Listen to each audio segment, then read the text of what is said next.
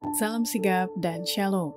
Renungan kita pada hari ini, Jumat 10 Februari 2023, berjudul Mereka yang Mengikuti Kebenaran.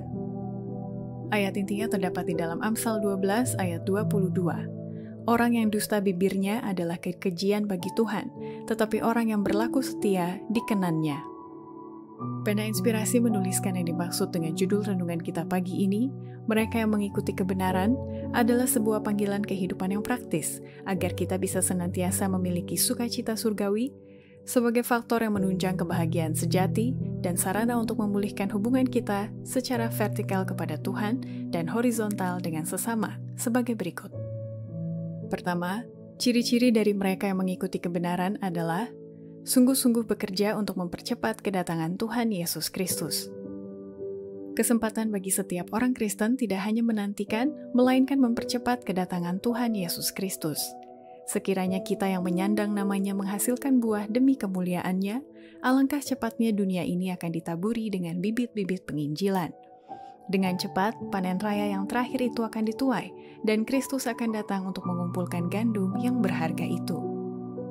Kedua, ciri-ciri dari mereka yang mengikuti kebenaran adalah dalam kehidupan sehari-harinya, mulai saat ini, senantiasa mempersiapkan diri untuk menghadapi masa kesusahan dahsyat yang segera akan terjadi di dunia ini.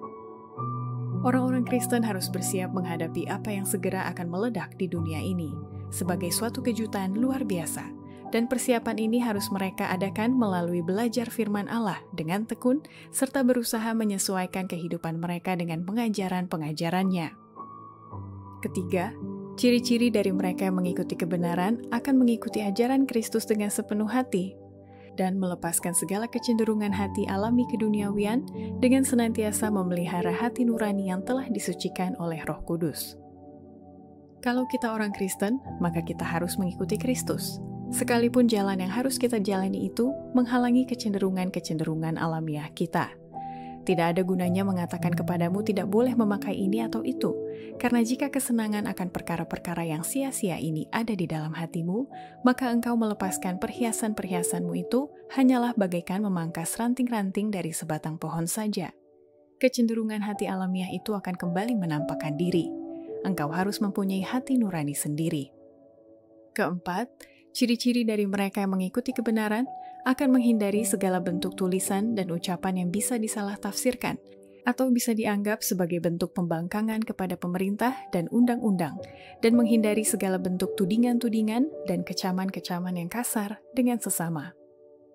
Kita harus membuang setiap ungkapan dalam tulisan-tulisan kita, ucapan-ucapan kita yang kalau disimak secara terpisah dapat disalah tafsirkan sehingga tampaknya bermusuhan dengan hukum dan peraturan.